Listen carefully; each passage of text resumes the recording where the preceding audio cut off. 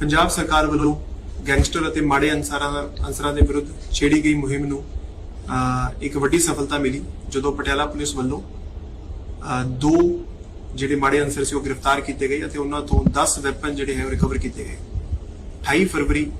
2022 ਨੂੰ ਇੱਕ ਇਨਸੀਡੈਂਟ ਹੋਇਆ ਸੀ ਜਿਹਦੇ ਵਿੱਚ ਇੱਕ ਵਰਨਾ ਕਾਰ ਰਾਜਪੁਰੇ ਦੇ ਕੋਲੋਂ ਸਨੈਚ ਕੀਤੀ ਗਈ ਸੀ। ਉਸ ਦੀ ਤਫਤੀਸ਼ ਦੇ ਦੌਰਾਨ ਜਿਹੜੇ ਤਿੰਨ ਮੇਨ ਸਨੈਚਰ ਸੀਗੇ ਉਹਨਾਂ ਨੂੰ ਗ੍ਰਿਫਤਾਰ ਕੀਤਾ ਗਿਆ ਅਤੇ ਉਹਨਾਂ ਤੋਂ ਦੋ ਵੈਪਨ ਜਿਹੜੇ ਸੀ ਬਰਾਮਦ ਕੀਤੇ ਗਏ। ਇਸ ਤਫਤੀਸ਼ ਨੂੰ ਅੱਗੇ ਲਿਜਾਂਦੇ ਹੋਏ ਪਟਿਆਲਾ ਪੁਲਿਸ ਵੱਲੋਂ ਦੋ ਜਿਹੜੇ ਕੁਖਿਆਤ ਗੈਂਗਸਟਰ ਹੈਗੇ ਆ ਜਿਹੜੇ ਜੇਲ੍ਹ ਦੇ ਵਿੱਚ ਬੰਦ ਸੀ ਉਹਨਾਂ ਨੂੰ ਪ੍ਰੋਡਕਸ਼ਨ ਵੰਡ ਤੇ ਲਿਆਇਆ ਗਿਆ ਤੇ ਉਹਨਾਂ ਤੋਂ ਵੀ ਪੁੱਛਗਿੱਛ ਜਿਹੜੀ ਕੀਤੀ ਗਈ ਹੈ।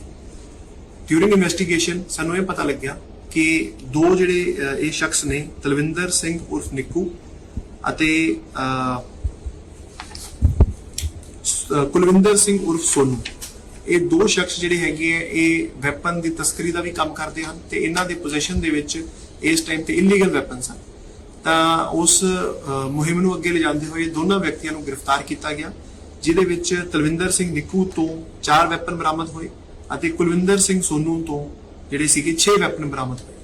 ਤਾਂ ਇਹ ਜਿਹੜੀ ਸਾਡੇ ਵੱਲੋਂ ਮੁਕੱਦਮਾ ਜਿਹੜਾ ਸ਼ੰਭੂ ਥਾਣੇ ਦੇ ਵਿੱਚ ਦਰਜ ਕੀਤਾ ਗਿਆ ਸੀ ਕਾਰ ਸਨੈਚਿੰਗ ਦਾ, ਉਹਦੀ ਤਫਤੀਸ਼ ਨੂੰ ਅੱਗੇ ਲਿਜਾਂਦੇ ਹੋਏ ਤਾਂ ਅੱਜ ਇੱਕ ਵੱਡੀ ਪ੍ਰਾਪਤੀ ਸਾਨੂੰ ਹੋਈ ਹੈ ਕਿ 10 ਜਿਹੜੇ ਵੈਪਨ ਹੈ ਉਹ ਬਰਾਮਦ ਹੋਏ ਨੇ ਤੇ ਇਹਨਾਂ ਦੀ ਡਿਟੇਲਸ ਜਿਹੜੀ ਪੁੱਛਗਿੱਛ ਦੌਰਾਨ ਇਹ ਵੀ ਸਾਹਮਣੇ ਆਇਆ ਹੈ ਕਿ ਇਹ ਜਿਹੜੇ ਵੈਪਨ ਨੇ ਇਹ ਮੱਧ ਪ੍ਰਦੇਸ਼ ਤੋਂ ਲੈ ਕੇ ਆਉਂਦੇ ਸਨ। ਇਹਨਾਂ ਦੀ ਗ੍ਰਿਫਤਾਰੀ ਨਾਲ ਪੰਜਾਬ ਦੇ ਵਿੱਚ ਵੈਪਨ ਸਪਲਾਈ ਕਰਨ ਵਾਲਾ ਇੱਕ ਵੱਡਾ ਨੈਕਸਸ ਜਿਹੜਾ ਹੈਗਾ ਉਹ ਤੋੜਿਆ ਗਿਆ ਹੈ ਤੇ ਇਹਨਾਂ ਤੋਂ ਹੋਰ ਵੀ ਪੁੱਛਗਿੱਛ ਦੌਰਾਨ ਹੋਰ ਵੀ ਜਿਹੜੇ ਖੁਲਾਸੇ ਹੋਣ ਦੀ ਉਮੀਦ ਹੈ ਤੇ ਅੱਗੇ ਵੀ ਇਹ ਤਫਤੀਸ਼ ਇਸੇ ਤਰ੍ਹਾਂ ਜਾਰੀ ਰਹੇਗੀ ਤੇ ਮਾੜੇ ਅਨਸਰਾਂ ਵਿਰੁੱਧ ਜਿਹੜੀ ਸਾਡੇ ਵੱਲੋਂ ਕਾਰਵਾਈ ਛੇੜੀ ਗਈ ਹੈ ਅੱਗੇ ਵੀ ਇਸੇ ਤਰ੍ਹਾਂ ਜਾਰੀ ਰਹੇਗੀ। ਧੰਨਵਾਦ। ਪੰਜਾਬ ਸਰਕਾਰ ਵੱਲੋਂ ਗੈਂਗਸਟਰ ਅਤੇ ਮਾੜੇ ਅਨਸਰਾਂ ਦੇ ਵਿਰੁੱਧ ਛੇੜੀ ਗਈ ਮੁਹਿੰਮ ਨੂੰ ਇੱਕ ਵੱਡੀ ਸਫਲਤਾ ਮਿਲੀ ਜਦੋਂ ਪਟਿਆਲਾ ਪੁਲਿਸ ਵੱਲੋਂ ਦੋ ਜਿਹੜੇ ਮਾੜੇ ਅਨਸਰ ਸੀ ਉਹ ਗ੍ਰਿਫਤਾਰ ਕੀਤੇ ਗਏ ਅਤੇ ਉਹਨਾਂ ਤੋਂ 10 ਵੈਪਨ ਜਿਹੜੇ ਹੈ ਉਹ ਰਿਕਵਰ ਕੀਤੇ ਗਏ। 28 ਫਰਵਰੀ 2022 ਨੂੰ ਇੱਕ ਇਨਸੀਡੈਂਟ ਹੋਇਆ ਸੀ ਜਿਹਦੇ ਵਿੱਚ ਇੱਕ ਵਰਨਾ ਕਾਰ ਰਾਜਪੁਰੇ ਦੇ ਕੋਲੋਂ ਸਨੈਚ ਕੀਤੀ ਗਈ ਸੀ। ਉਸ ਦੀ ਤਫਤੀਸ਼ ਦੇ ਦੌਰਾਨ ਜਿਹੜੇ ਤਿੰਨ ਮੇਨ ਸਨੈਚਰ ਸੀਗੇ ਉਹਨਾਂ ਨੂੰ ਗ੍ਰਿਫਤਾਰ ਕੀਤਾ ਗਿਆ ਅਤੇ ਉਹਨਾਂ ਤੋਂ ਦੋ ਵੈਪਨ ਜਿਹੜੇ ਸੀ ਬਰਾਮਦ ਕੀਤੇ ਗਏ। ਇਸ ਤਫਤੀਸ਼ ਨੂੰ ਅੱਗੇ ਲਿਜਾਂਦੇ ਹੋਏ ਪਟਿਆਲਾ ਪੁਲਿਸ ਵੱਲੋਂ ਦੋ ਜਿਹੜੇ ਕੁਖਿਆਤ ਗੈਂਗਸਟਰ ਹੈਗੇ ਆ ਜਿਹੜੇ ਜੇਲ੍ਹ ਦੇ ਵਿੱਚ ਬੰਦ ਸੀ ਉਹਨਾਂ ਨੂੰ ਪ੍ਰੋਡਕਸ਼ਨ ਵੰਡ ਤੇ ਲਿਆਇਆ ਗਿਆ ਤੇ ਉਹਨਾਂ ਤੋਂ ਵੀ ਪੁੱਛਗਿੱਛ ਜਿਹੜੀ ਕੀਤੀ ਗਈ ਹੈ। ਡਿਊਰਿੰਗ ਇਨਵੈਸਟੀਗੇਸ਼ਨ ਸਾਨੂੰ ਇਹ ਪਤਾ ਲੱਗਿਆ ਕਿ ਦੋ ਜਿਹੜੇ ਇਹ ਸ਼ਖਸ ਨੇ ਤਲਵਿੰਦਰ ਸਿੰਘ ਉਰਫ ਨਿੱਕੂ ਅਤੇ ਕੁਲਵਿੰਦਰ ਸਿੰਘ ਉਰਫ ਸੋਨੂ,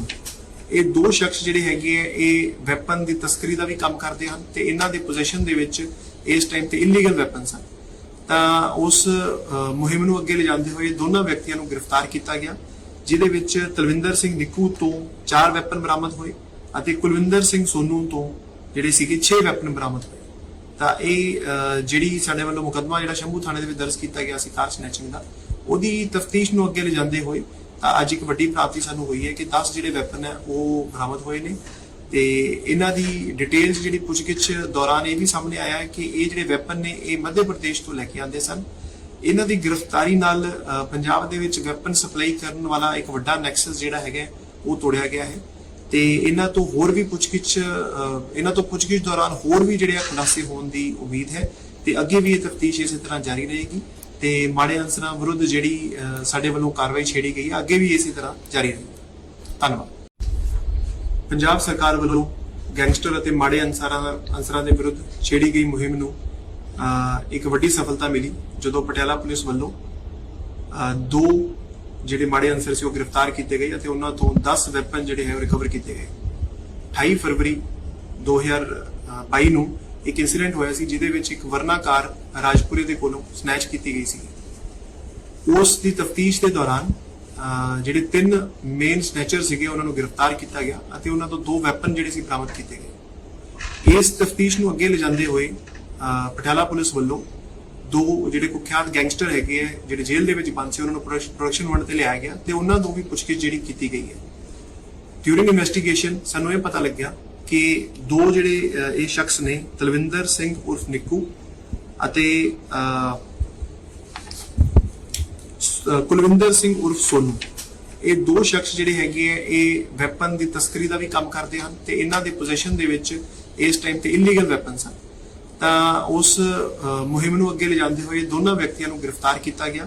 ਜਿਹਦੇ ਵਿੱਚ ਤਲਵਿੰਦਰ ਸਿੰਘ ਨਿੱਕੂ ਤੋਂ 4 ਵੈਪਨ ਬਰਾਮਦ ਹੋਏ ਅਤੇ ਕੁਲਵਿੰਦਰ ਸਿੰਘ ਸੋਨੂ ਤੋਂ